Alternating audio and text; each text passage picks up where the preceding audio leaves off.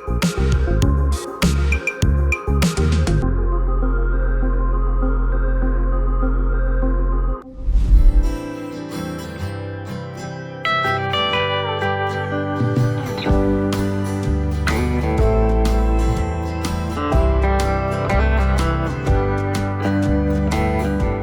പേര് മഞ്ജുള അനിൽകുമാർ.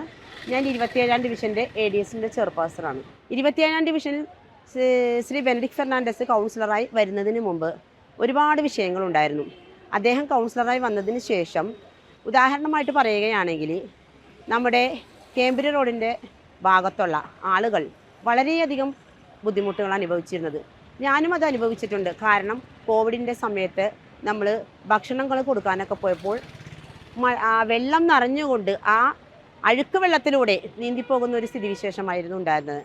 പക്ഷേ ബെന്നി കൗൺസിലറായി വന്നതിന് ശേഷം 2 പാലങ്ങളും അതിനോടനുബന്ധമായ റോഡുകളുമെല്ലാം വളരെയധികം ഭംഗിയായിക്കൊണ്ട് ഹെൽത്ത് സെൻ്ററിൽ ഉൾപ്പെടെ വളരെയധികം വികസനമാണ് കൊണ്ടുവന്നിരിക്കുന്നത്. എല്ലാവിധ സൗകര്യങ്ങളും നമ്മുടെ 27ാം ഡിവിഷനിൽ അദ്ദേഹത്തിന് എത്തിക്കാനായിട്ട് സാധിച്ചിട്ടുണ്ട്. മറ്റൊരു ഉദാഹരണമായിട്ട് എനിക്ക് പറയാനുള്ളത് വെളി സ്കൂളാണ്. മറ്റ് പ്രൈവറ്റ് സ്കൂളുകളെ അപേക്ഷിച്ച് ഉന്നത നിലവാരത്തിലുള്ള വിദ്യാഭ്യാസത്തിലുള്ള സ്കൂളുകൾ കൊടുക്കുന്ന അതേ തരത്തിലുള്ള ഒരു നിലവാരം പുലർത്താനായിട്ട് വെളി സ്കൂളിന് സാധിച്ചിട്ടുണ്ട്. കമ്പ്യൂട്ടർ ആയാലും ലാബുകളായാലും വിവിധ തരത്തിലുള്ള ലാബുകൾ പ്രൈവറ്റ് സ്കൂളുകളിൽ പോയി പഠിച്ചാൽ പോലും ഒരുപക്ഷെ അങ്ങനെയുള്ള സൗകര്യങ്ങളിലിരുന്ന് നമ്മുടെ വിദ്യാർത്ഥികൾക്ക് പഠിക്കാനായിട്ട് സാധിക്കില്ല. അപ്പോൾ നമ്മുടെ സാധാരണക്കാരായ കുട്ടികൾക്ക് ആ എല്ലാ സൗകര്യങ്ങളും ലഭ്യമാകുന്ന തരത്തിലുള്ള വികസന പ്രവർത്തനങ്ങളാണ് വെളി സ്കൂളിൽ അദ്ദേഹം ചെയ്തിരിക്കുന്നത്. അദ്ദേഹം കൗൺസിലറായിട്ട് ഡിവിഷനിലേക്ക് വരുമ്പോൾ ഏകദേശം 80% അധികം തന്നെ റോഡുകൾ വളരെ മോശമായ രീതിയിലായിരുന്നു. ഉദാഹരണമായിട്ട് പറയുകയാണെങ്കിൽ ഞാൻ താമസിക്കുന്ന വീടിൻ്റെ KB ജേക്കബ് റോഡിൻ്റെ സൈഡിൽ തന്നെയാണ് താമസിക്കുന്നത്. ഒരു പ്ലോട്ടിന് തൊട്ട് പുറകിലാണ് താമസിക്കുന്നത്. ഇടവഴിയിൽ നമുക്ക് മഴ പെയ്തു കഴിഞ്ഞാൽ മുട്ടോളം വെള്ളത്തിലൂടെ നീന്തിയാണ് ഞങ്ങൾ പോയിക്കൊണ്ടിരുന്നത്. പറയുമ്പോൾ മെയിൻ റോഡായിരുന്നു. പക്ഷേ ഞങ്ങൾ അനുഭവിച്ചൊരു കാര്യമാണ്, അദ്ദേഹം കൗൺസിലറായി വന്നതിന് ശേഷം ഞങ്ങളുടെ വഴി കട്ട വിരിച്ച് ടൈലൊക്കെ ഇട്ട് നല്ല അടിപൊളിയാക്കി. അതിനുശേഷം ഇന്ന് വരെ ഞങ്ങൾക്ക് ഇപ്പോൾ ഒരു 3ാമത്തെ വർഷം കഴിഞ്ഞു, വെള്ളം ചവിട്ടി പോകേണ്ട ഒരു സ്ഥിതി ഉണ്ടായിട്ടില്ല. അങ്ങനെ ഡിവിഷൻ്റെ വിവിധ ഭാഗങ്ങളിൽ തന്നെ ഒരുപാട് വികസന പ്രവർത്തനങ്ങൾ, ഏകദേശം 80% വികസന പ്രവർത്തനങ്ങൾ അദ്ദേഹം നടത്തിയിട്ടുണ്ട്. ഒരാളെ പോലും മാറ്റി നിർത്താതെ എല്ലാവരുടെയും കൂട്ടായ്മയിലൂടെ അഭിപ്രായങ്ങൾ എല്ലാവരുടെയും അറിയിച്ചുകൊണ്ട് നല്ലൊരു വികസന പ്രവർത്തനങ്ങൾ അദ്ദേഹത്തിന് നടത്താനായിട്ട് സാധിച്ചിട്ടുണ്ട്. അപ്പോൾ എനിക്കും ഒരുപാട് സന്തോഷമുണ്ട്. ഈ 5 വർഷക്കാലം അദ്ദേഹത്തിൻ്റെ ADS ചെയർപേഴ്സണായിട്ട് അദ്ദേഹത്തിൻ്റെ കൂടെ നിന്ന് ഡിവിഷൻ്റെ എല്ലാ പ്രവർത്തനങ്ങളിലും, അത് വികസന പ്രവർത്തനങ്ങൾ മാത്രമല്ല, ഡിവിഷനിൽ നമുക്ക് ആരോഗ്യപരമായ ആരോഗ്യപരമായ കാര്യങ്ങളിലും മറ്റ് അടിസ്ഥാന സൗകര്യങ്ങൾ, അതുകൂടാതെ നമ്മുടെ ഡിവിഷനിലുള്ള വിവിധ ആവശ്യങ്ങൾക്ക് നമ്മളെ അന്വേഷിച്ച് വരുന്ന ആളുകൾ ഉൾപ്പെടെയുള്ള ഒരുപാട് ആളുകളുണ്ട്. അപ്പോൾ കോവിഡിൻ്റെ സമയത്താണെങ്കിലും ഇപ്പോഴാണെങ്കിലും നിരന്തരമായിട്ട് നമ്മൾ മരുന്നുകളും മറ്റ് സഹായങ്ങളും ഒക്കെ എത്തിച്ചു കൊടുക്കാറുണ്ട്. എനിക്കത് വളരെ കൃത്യമായിട്ട് പറയാൻ സാധിക്കുന്നത്, സഹായങ്ങൾ ആവശ്യപ്പെട്ട് വരുന്നവരെക്കുറിച്ച് അന്വേഷിക്കാൻ അദ്ദേഹം എന്നെയാണ് ഇടപെടുത്താറുള്ളത്. അപ്പോൾ അത് കൃത്യമായിട്ട് എനിക്ക് സാധിച്ചു കൊടുക്കാനായിട്ട് സാധിച്ചിട്ടുണ്ട്.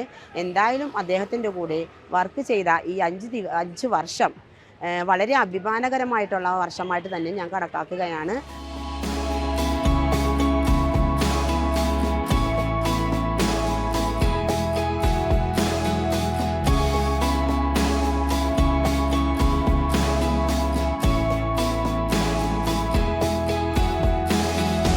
ഇരുപത്തിയേഴാം ഡിവിഷൻ്റെ അകത്ത് അംഗൻവാടികൾ 6 ഉണ്ടെങ്കിലും 6 ഒരു ഏറ്റവും നല്ല ഹൈജീനിക്കായിട്ടാണ് പോയിക്കൊണ്ടിരിക്കുന്നത്.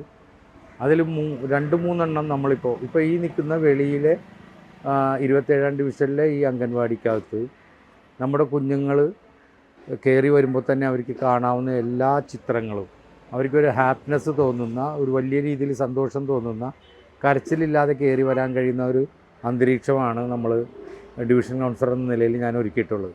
അതുമാത്രമല്ല, ഇലക്ട്രോണിക് കാറുകളുണ്ട് ഇവിടെ. കുട്ടികൾ വന്നു കഴിഞ്ഞാൽ ആ കാറുകൾ തന്നെ ഓടിച്ച് നടക്കാൻ അവർക്ക് വലിയൊരു സന്തോഷമാണ്. അതുമാത്രമല്ല, അവർക്ക് ഞാനിപ്പോൾ ഒരു TV നമ്മൾ അറേഞ്ച് ചെയ്തിട്ടുണ്ട്. അപ്പോൾ നമ്മൾ ഇവരെ എഴുതി പഠിപ്പിക്കുന്നതിനെക്കാട്ടി നല്ലത് ഇവർ മൊബൈലുകളെല്ലാം ഓപ്പറേറ്റ് ചെയ്യുകയാണ് ഇപ്പം തന്നെ.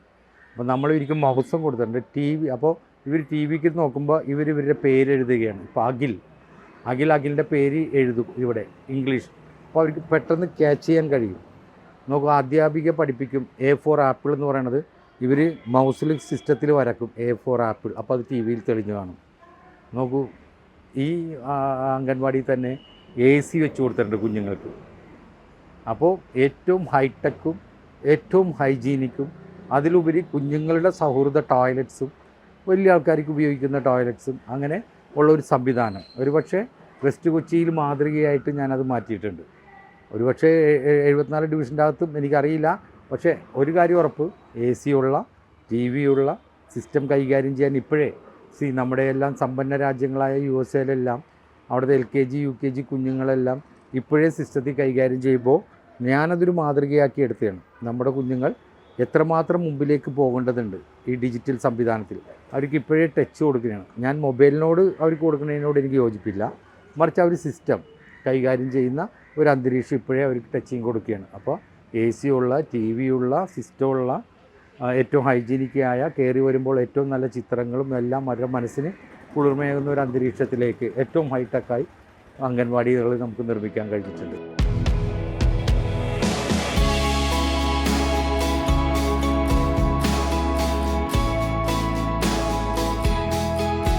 ഇപ്പോൾ സീനിയർ സിറ്റിസൺ എന്നെ സംബന്ധിച്ചിടത്തോളം അത് ഞാൻ അവകാശപ്പെടുന്നു, 400 വയോജനങ്ങൾ മെമ്പർഷിപ്പ് എടുത്തേക്കുന്ന ഏക ഡിവിഷൻ ഞാൻ അവകാശപ്പെടുകയാണത്.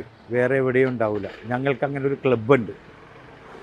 ഇപ്പോൾ ഇന്നേ ദിവസം ഇവിടെ 300 പേരടങ്ങുന്ന യോഗമാണ് ഞാൻ വിളിച്ചു ചേർത്തത്. അവർ വീട്ടിൽ അനുഭവിക്കുന്ന ചില വിഷയങ്ങൾ, ഏത് കുടുംബത്തും ഉണ്ടാകുന്ന വിഷയങ്ങൾ, സന്തോഷമുള്ളവരും ബാധ്യത ഉള്ളവരും ബാധ്യത ഇല്ലാത്തവരും കടങ്ങളുള്ളവരും പേരക്കുട്ടികളെ നോക്കുന്നവരും അങ്ങനെയുള്ള ഒരുപാട് പേരുണ്ട്. പക്ഷെ അവരുടെ എല്ലാം ചെറിയ ചെറിയ ദുഃഖങ്ങളും സന്തോഷങ്ങളൊക്കെ ഉണ്ട്. ഞാൻ അതിൻ്റെ അകത്ത് അവരെ കാണുന്നത്, ഇപ്പോൾ വരാൻ പോകുന്ന ടൂറിസം ഡേയിൽ ഞങ്ങളിവിടുന്ന് 100-ൽ കൂടുതൽ ആൾക്കാർ ഒരു പഞ്ചായത്തിലേക്ക് പോവുകയാണ്. അത് ബോട്ടിലൂടെ പോവുകയാണ്. അവിടെ ഒരു തുരുത്തിൽ ഞങ്ങൾ ഇറങ്ങുകയാണ്. അവിടെ നിന്ന് ഞങ്ങൾ ഭക്ഷണം കഴിക്കുകയാണ്. അവിടെ ഞങ്ങൾ പാട്ടുകൾ പാടി ഉല്ലസിച്ച് ഗെയിമുകളെല്ലാം കളിച്ച് ഒരു ദിവസം നീണ്ടു നിൽക്കുന്ന വൈകുന്നേരമേ ഞങ്ങൾ തിരിച്ചു പോരുള്ളൂ. ഇതെല്ലാം 1 കോടി രൂപ കൊടുത്താൽ കിട്ടില്ല അവരുടെ മാനസികമായ ഇത്രയും വലിയ സന്തോഷം. അവർ നമ്മളെ സ്വന്തം മകനെപ്പോലെ മാറോട് ചേർത്ത് പിടിക്കുന്ന ആൾക്കാരാണ്. 75 വയസ്സുള്ളവർ, 80 വയസ്സുള്ളവർ, ഇങ്ങനെയുള്ളവരെല്ലാം. ഇവർക്ക് എല്ലാ മാസങ്ങളിലും ഞങ്ങളൊരു യോഗം നടത്തും. ഞങ്ങളെല്ലാവരും കൂടി ചായയെല്ലാം കുടിച്ച് ചെറിയ സ്നാക്സൊക്കെ കഴിച്ച് ഞങ്ങൾക്ക് പറ്റാവുന്ന പഴയ ഗാനങ്ങളും ഇതെല്ലാം പാടി ഞങ്ങൾ പിരിയും. ഇതെല്ലാം ഒരു കൗൺസിലറിൻ്റെ വർക്കാണോ എന്ന് ചോദിച്ചാൽ ആ കൗൺസിലറിൻ്റെ വർക്കല്ല. പക്ഷേ ഏറ്റവും ഒരു ജനപ്രതിനിധി എന്ന നിലയിൽ ആൾക്കാർ ഏറ്റവും കൂടുതൽ ഡിപ്പെൻഡ് ചെയ്യപ്പെടുന്നത് കൗൺസിലർമാരെയാണ്. പഞ്ചായത്ത് അംഗങ്ങളെയാണ്, പഞ്ചായത്ത് മെമ്പർമാരെയാണ്. അവരെ സംബന്ധിച്ചിടത്തോളം നേരിട്ട് കാണുന്ന ഏറ്റവും അടുത്ത ജനപ്രതിനിധികൾ കൗൺസിലർമാരാണ്. അപ്പോൾ ഇവരായിട്ട് നമുക്ക് എല്ലാ രീതിയിലും ഇവരുടെ മാനസികാവസ്ഥ, ഇവർക്ക് ഞങ്ങൾ സീനിയർ സിറ്റിസന് അവയർനെസ് കൊടുക്കാറുണ്ട്. ആ അവയർനെസ് എന്താണെന്ന് വെച്ചാൽ നിങ്ങളുടെ അവകാശങ്ങളെല്ലാം എന്തൊക്കെയാണ്. നിങ്ങൾക്കിപ്പോൾ നമ്മളെ സംബന്ധിച്ചിടത്തോളം എല്ലാ ഡിവിഷനുകളിലും പ്രാഥമികാരോഗ്യ കേന്ദ്രമുണ്ട്. ഇവിടെയുണ്ട് ആ പ്രാഥമികാരോഗ്യ കേന്ദ്രം. ഒരു ചെറിയ എന്തെങ്കിലും തോന്നിയാൽ നേരെ 1 രൂപയില്ലാതെ പ്രാഥമികാരോഗ്യ കേന്ദ്രത്തിൽ പോയി ബ്ലഡ് ടെസ്റ്റ് ചെയ്യാൻ പറ്റും, ഷുഗർ ടെസ്റ്റ് ചെയ്യാൻ പറ്റും, BP ടെസ്റ്റ് ചെയ്യാൻ പറ്റും, പ്രാഥമികമായ മരുന്നുകൾ കൊടുക്കാൻ പറ്റും. ഇതെല്ലാമാണ് അവരുടെ എല്ലാം സന്തോഷങ്ങൾ. അവർക്ക് എന്തും തുറന്നു പറയാൻ പറ്റിയ ഒരാളായി മാറണം എന്ന് എനിക്ക് തോന്നി.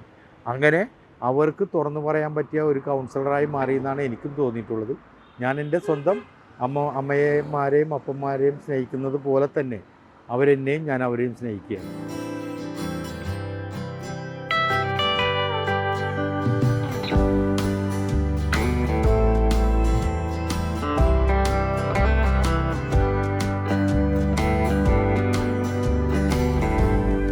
ഫോർട്ട് കൊച്ചി വെളി ഗ്രൗണ്ട് എന്ന് പറഞ്ഞാൽ ഇപ്പോൾ ഒരു ഫേമസ് ഗ്രൗണ്ട്, പഴയ പെരേഡ് ഗ്രൗണ്ട് പോലെ, സാന്റക്രൂസ് ഗ്രൗണ്ട് പോലെ ഇപ്പോൾ ഫോർട്ട് കൊച്ചി വെളി ഗ്രൗണ്ട് യൂട്യൂബിൽ അടിച്ച് കാണാൻ കഴിയും.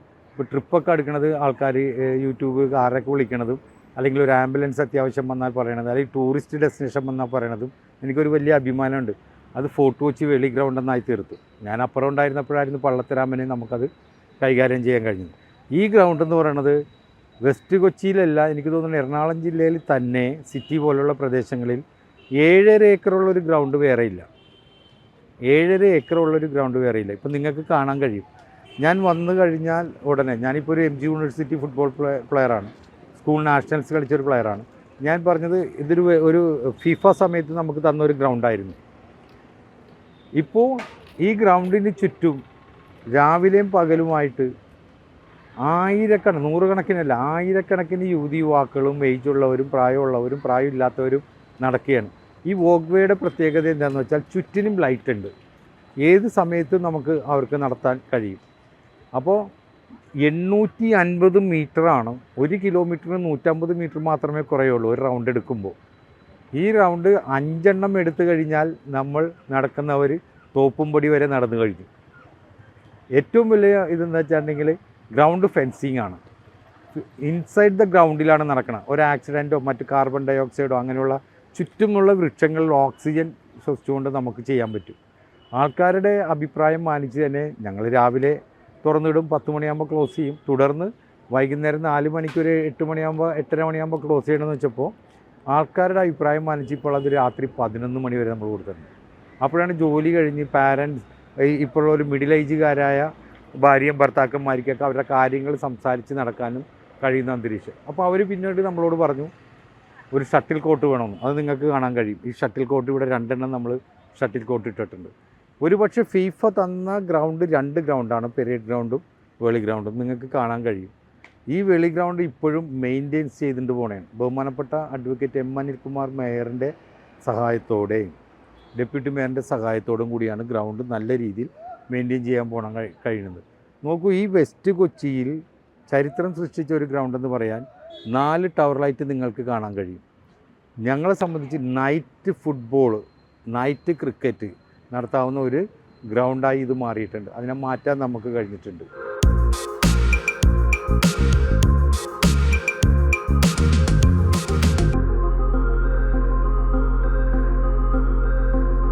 ഈ പൂക്കൾ തന്നെ കാണുന്നത് എത്രയോ ചന്തത്തോടെയാണ്. ഞാൻ ഇങ്ങോട്ട് നോക്കിയാൽ പടവലം കിടക്കണ കാണാം, താഴത്ത് നോക്കിയാൽ വെണ്ടക്ക കിടക്കണ കാണാം, അതിൻ്റെ അപ്പുറം നോക്കിയാൽ മുളക് കിടക്കണ കാണാം, ജമന്തി പൂവുകൾ നിൽക്കണ കാണാം. നോക്കൂ, എല്ലാ വർഷവും ഈ ഗ്രൗണ്ടിൻ്റെ അകത്ത് ലക്ഷക്കണക്കിന് ആൾക്കാർ ഒത്തുചേരുന്ന സംഗമങ്ങൾ 3 എണ്ണമാണ്. അത് മതനിരപേക്ഷതയുടെ മതേതരത്വത്തിൻ്റെ കാഴ്ചപ്പാട് ഉയർത്തിപ്പിടിച്ചുകൊണ്ടിട്ടാണ് ഇവിടെ 2 സംഘടനകൾ, ഗാലാഡിയും പൂവിളിയും എന്ന് പറഞ്ഞൊരു സംഘടന ഡിവിഷൻ കൗൺസിലറിൻ്റെ നേതൃത്വത്തിൽ നമ്മളിവിടെ നടത്തുകയാണ്. അതിലൊന്നാണ് ഏറ്റവും മനോഹരമായി ന്യൂ ഇയർ ആഘോഷങ്ങൾ ഇവിടെ നടക്കും. വലിയ പപ്പകളെ കത്തിക്കലും ജനങ്ങൾ കൂടുതലും എല്ലാവരും ആഘോഷത്തിൽ പങ്കുചേരുകയും അങ്ങനെ വലിയ രീതിയിൽ 10 ദിവസം നീണ്ടു നിൽക്കുന്ന ന്യൂ ഇയർ ആഘോഷം. ഇപ്പോൾ എൻ്റെ പുറകിൽ കാണുന്ന ഈ ജമന്തി പൂവുകളെല്ലാം ഉണ്ടല്ലോ, ഗാലാഡിയും പൂവിളി എന്ന് പറയുന്ന സംഘടനയിലുള്ള ആൾക്കാർ, നമുക്കൊരു 80ഓളം മെമ്പർമാർ അതിൻ്റെ അകത്തുണ്ട്. അവർ മാസങ്ങളെടുത്ത് ചെയ്തതാണ്.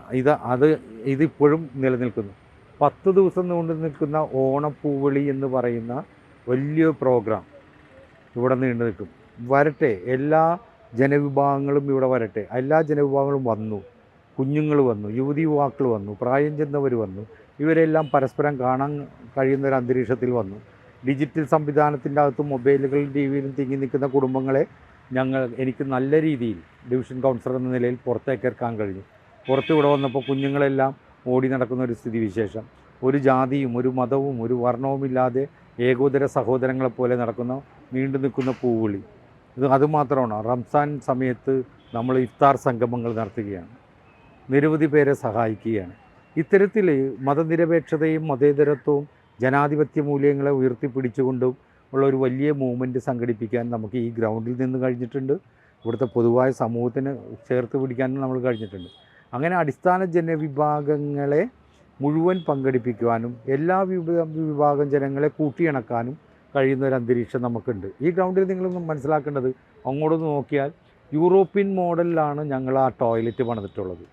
ആ ടോയ്ലറ്റിൻ്റെ അകത്ത് ടൂറിസ്റ്റുകൾ ആരെങ്കിലും വന്നാൽ അവർക്കൊരു ഫീഡിങ് റൂമുണ്ട്. അവർക്ക് ഡ്രസ്സ് മാറാൻ കഴിയുന്ന രീതിയിൽ നിങ്ങളതിൻ്റെ സ്ട്രക്ചർ മനസ്സിലാക്കാൻ കഴിയും. അതൊരു യൂറോപ്യൻ അന്തരീക്ഷത്തിലുള്ളതാണ്. ടച്ചിങ്സ് ഇതാണ് ഞങ്ങൾ ഉണ്ടാക്കിയിട്ടുള്ളത്. പൈപ്പ് തുറക്കണത് കുഞ്ഞുങ്ങൾ ടച്ച് ചെയ്താൽ മതി, വെള്ളം വരുന്ന അന്തരീക്ഷം. മാറിക്കഴിഞ്ഞാൽ വെള്ളം പോകുന്ന ഒരു അന്തരീക്ഷം. ഇവിടെ എക്സസൈസ് ചെയ്യാൻ പറ്റിയ ഓപ്പൺ ജിമ്മുകൾ. അത് അക്ഷരാർത്ഥത്തിൽ ഈ ഡിവിഷനിലെ ആൾക്കാർ മാത്രമല്ല, വെസ്റ്റ് പള്ളൂരുത്തി, തോപ്പുംപടി, മട്ടാഞ്ചേരി, അങ്ങനെ തുരുത്തി ആ പ്രദേശങ്ങളിലെല്ലാം കോമ്പാറമുക്ക് അവിടെ നിന്ന് ഫിഷർമാൻ കോളനി, രാമേശ്വരം കോളനി, ആ കാട്ടിപ്പറമ്പ് മേഖലയിൽ നിന്ന്, കണ്ണമാലി മേഖലയിൽ നിന്ന് എല്ലാം ആൾക്കാർ വണ്ടിയെടുത്ത് നടക്കാൻ വന്ന ഒരു ഗ്രൗണ്ടായി ഇതിനെ മാറ്റി വളർത്താൻ കഴിഞ്ഞെന്നുള്ളത് അതെനിക്ക് വലിയൊരു ചാരിതാർത്ഥ്യം നൽകുന്ന ഒന്ന് തന്നെയാണ്.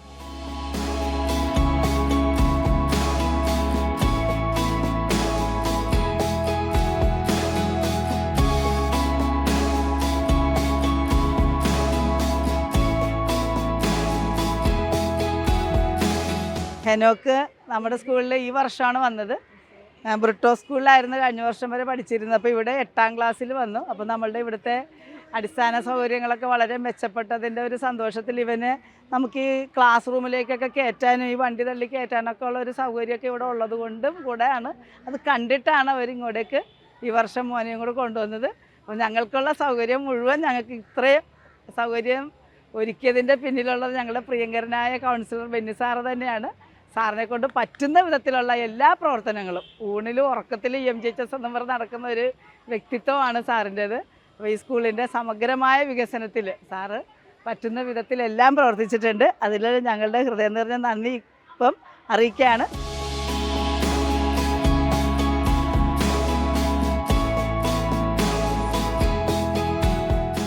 എഡ്വേർഡ് മെമ്മോറിയൽ ഹയർ സെക്കൻഡറി സ്കൂളിലെ പ്രിൻസിപ്പാളാണ്. ഇവിടെ വന്നിട്ടിപ്പോൾ ഒരു വർഷമായി. വന്നപ്പോൾ തന്നെ ഞാൻ ആദ്യം എല്ലാം ഭൗതിക സാഹചര്യങ്ങളാണ് നോക്കിയത്. ഞാൻ ഇതിനു മുമ്പ് വർക്ക് ചെയ്ത സ്ഥലങ്ങളിലൊന്നും ഇത്രയും ഒരു ഭൗതിക സാഹചര്യം നമുക്ക് ഗവൺമെൻറ് വിദ്യാലയത്തിന് ലഭിച്ചിരുന്നില്ല. ഇവിടെ വന്നപ്പോൾ തന്നെ നമ്മുടെ കമ്പ്യൂട്ടർ ലാബ് തന്നെ എന്നെ ശരിക്കും ഞെട്ടിച്ചു എന്നുള്ളതാണ്. 1 കോടി ചെലവിലാണ് അതെല്ലാം നമുക്ക് നടത്തി തന്നത്. അതുപോലെ തന്നെ കഴിഞ്ഞ വർഷം നമുക്ക് കുറേ ലാബുകൾ നമുക്ക് കിട്ടിയിട്ടുണ്ട്. ഫിസിക്സ് ലാബ്, അതുപോലെ കെമിസ്ട്രി ലാബ്, ബോട്ടണി, സുവോളജി ലാബുകൾ നമുക്ക് കിട്ടിയിട്ടുണ്ട്. അതും നല്ല ഭംഗിയായിട്ട് തന്നെയായിട്ടാണ് സെറ്റ് ചെയ്തിരിക്കുന്നത്. ഇതെല്ലാം നമുക്ക് എന്താണെന്ന് പറഞ്ഞു കഴിഞ്ഞാൽ നമ്മുടെ ഇവിടുത്തെ കൗൺസിലർ അത്രയും നല്ലൊരു ആക്റ്റീവായിട്ടുള്ള വലിയ സ്കൂളിന് വേണ്ടി എല്ലാ കാര്യങ്ങളും ചെയ്യുന്ന ഒരു വ്യക്തി ആയതുകൊണ്ട് മാത്രം നമുക്കതിന് വേണ്ടി നമുക്ക് ഇത്രയും സൗകര്യങ്ങളെല്ലാം നമുക്ക് ലഭിച്ചത്. മറ്റു വിദ്യാലയങ്ങളിലൊന്നും ഫോർട്ടുകൊച്ചേരിയിലോ അല്ലെങ്കിൽ മട്ടാഞ്ചേരിയിലോ ഇത്രയും നല്ലൊരു വിദ്യാലയം, ഇത്ര സൗകര്യങ്ങളോട് കൂടിയിട്ടുള്ളൊരു വിദ്യാലയം നമുക്ക് കാണാൻ ബുദ്ധിമുട്ടാണ്. പൊതുവിദ്യാഭ്യാസ സ്ഥലങ്ങളൊക്കെ തന്നെ ഇപ്പോൾ മെച്ചപ്പെട്ടു വരികയാണ്. എല്ലാ വിദ്യാലയങ്ങളിലേക്ക് ഇതുപോലെ പുരോഗതികൾ കൊണ്ടുവരികയാണ്. അതെല്ലാം ഓരോരുത്തരുടെ കഴിവിനനുസരിച്ചിട്ട് മാത്രമേ, കൗൺസിലർമാരെ കഴിവിനനുസരിച്ചിട്ട് മാത്രമേ അതെല്ലാം ലഭിക്കുകയുള്ളൂ. അപ്പോൾ സാർ എപ്പോഴും നമുക്കെപ്പോഴും പറയുന്നത് വെച്ച് കഴിഞ്ഞാൽ എൻ്റെ വലിയ സ്കൂളിൽ നിന്ന് വേണം, വലിയ സ്കൂളിൽ നിന്ന് പറഞ്ഞാൽ എപ്പോഴും ചോദിച്ച് മേടിക്കുകയാണ് ചെയ്യുന്നത്. അതുകൊണ്ടാണ് നമുക്ക് ഇത്രയധികം സൗകര്യങ്ങൾ കിട്ടിയിട്ട് ഇനിയിപ്പോൾ നമുക്ക് 20 ലക്ഷത്തിൻ്റെ എന്താ പറയുക ലൈബ്രറി വരികയാണ്. അതും നമുക്ക് ഭയങ്കര ഒരു സന്തോഷം. അത് ഡിജിറ്റൽ ലൈബ്രറിയാണ്. അത് കുറേ വർഷത്തെ ഭാവന കണ്ടിട്ടാണ് നമ്മുടെ ഈ ഡിജിറ്റൽ ലൈബ്രറി നമുക്ക് വരുന്നത്. അതിന് സാങ്ഷൻ ആയിട്ടുണ്ട്. അതിൻ്റെ പണി എസ്റ്റിമേറ്റ് എല്ലാം എടുത്തു പോയിട്ടുണ്ട്. അതുപോലെ ഒരു മാത്സ് ലാബ് നമുക്കില്ല ഇവിടെ. ഈ ഒരു കമ്പ്യൂട്ടർ ലാബ് എന്ന് പറഞ്ഞാൽ എല്ലാ വിഷയങ്ങൾക്കും ഇവിടെ നമുക്ക് ലാബ് ആവശ്യമുള്ളതുകൊണ്ട് എല്ലാവർക്കും ഒരു ടൈറ്റാണ് ഇവിടെ കാര്യങ്ങൾ. അപ്പോൾ അതുകൊണ്ട് മാത്സിന് തന്നെ സെപ്പറേറ്റ് ലാബിന് വേണ്ടിയിട്ട് ഇപ്പോൾ പൈസ അതും സാങ്ഷൻ ആയിട്ടുണ്ട്. അതിൻ്റെ എസ്റ്റിമേറ്റൊക്കെ എടുത്തു പോയിട്ടുണ്ട്. അത് ഈ വർഷം തന്നെ ഈ ലൈബ്രറിയുടെയും അതുപോലെ തന്നെ മാത്സ് ലാബിൻ്റെയും ഉദ്ഘാടനം ഈ വർഷം തന്നെ ഉണ്ടാവുമെന്നാണ് സാറ് പറഞ്ഞിരിക്കുന്നത്. എന്തായാലും സാറ് ഈ വാർഡിൽ സാറിൻ്റെ ഒരു കാലാവധി പരിധി തീരാനും ഇത്രയും കാര്യം നമുക്ക് ചെയ്തു തന്നത് ഭയങ്കര ഞാനൊരു നന്ദിയോടെ തന്നെ ഞാനത് സ്മരിക്കുകയാണ്.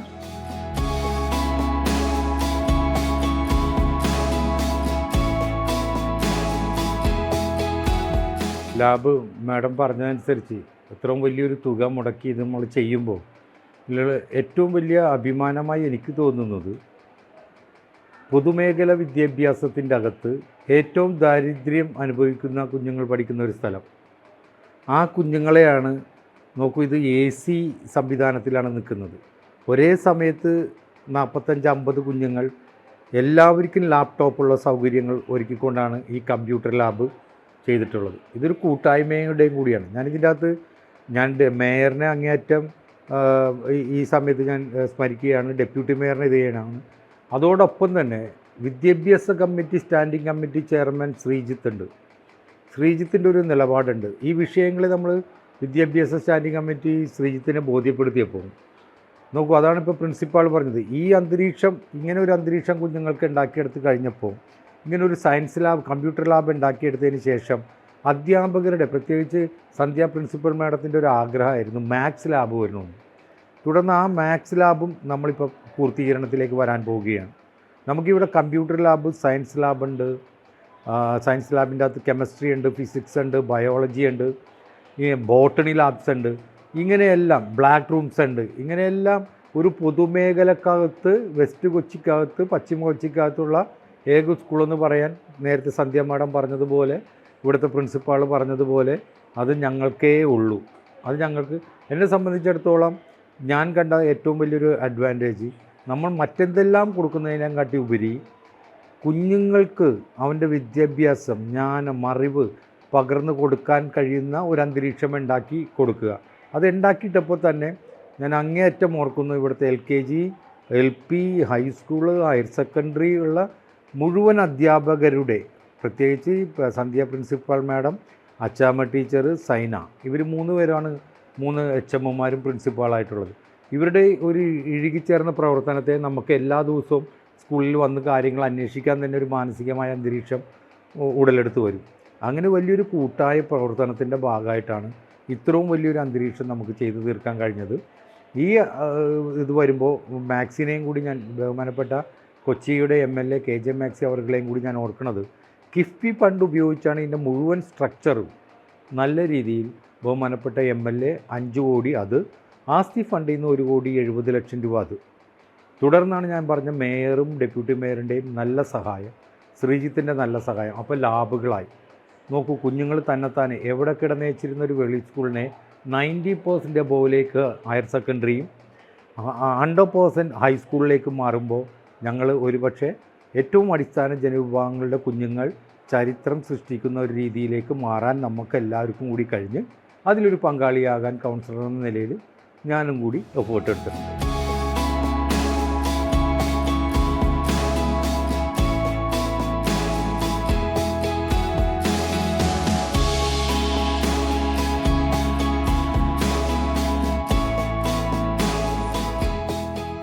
പ്രാഥമിക ആരോഗ്യ കേന്ദ്രത്തിൻ്റെ മുമ്പിലാണ് നമ്മൾ നിൽക്കുന്നത്. ഇപ്പോൾ ഈ സഭ വന്നതിന് ശേഷം 2020 അഡ്വക്കേറ്റ് M. അനിൽകുമാറിൻ്റെ നേതൃത്വത്തിൽ സഭ വന്നതിന് ശേഷം ഇപ്പോൾ ഈ സഭ അവസാനിക്കുമ്പോൾ എല്ലാ ഡിവിഷനുകളിലും പ്രാഥമിക ആരോഗ്യ കേന്ദ്രമുണ്ട്. അതങ്ങേറ്റം ഞാൻ അഭിനന്ദനം പറയുന്നത് ഈ ഗവൺമെൻറ്റിൻ്റെ ഹെൽത്ത് മിനിസ്റ്റർ വീണ ജോർജ് മാഡമാണ്. അവരുടെ ഒരു എഫേർട്ട് തന്നെയാണ്. ഞാൻ അതിൻ്റെ അകത്തൊരു കമ്മിറ്റിയിലേക്കുള്ള ഒരാളാണ്. എല്ലാ ഡിവിഷൻ അതിർത്തിയിലും ഒരു പ്രാഥമിക ആരോഗ്യ കേന്ദ്രം വരുന്നു എന്നുള്ളത്, അത് അങ്ങേറ്റത്തെ എഫേർട്ടാണ് അവരെടുത്തിട്ടുള്ളത്. അതിന് അങ്ങേറ്റം വീണ ജോർജ് മാഡത്തെ അഭിനന്ദിക്കാതെ വയ്യ. നോക്കൂ, ഇന്നത്തെ ഒരു ദിവസം തന്നെ എല്ലാ ദിവസവും 100-ൽ കൂടുതൽ ആൾക്കാർ പുതിയ പുതിയ OP ടിക്കറ്റുകളുമായിട്ട് വരുന്നതാണ്. എന്തുകൊണ്ട് അങ്ങനെ വരണമെന്ന് ചോദിച്ചാൽ, അത്രയും സാറ്റിസ്ഫൈഡ് ആയിട്ട് ഏറ്റവും പാവപ്പെട്ടവരെ മാറോട് ചേർത്ത് പിടിക്കുന്ന ഹെൽത്ത് വിഭാഗമാണ്.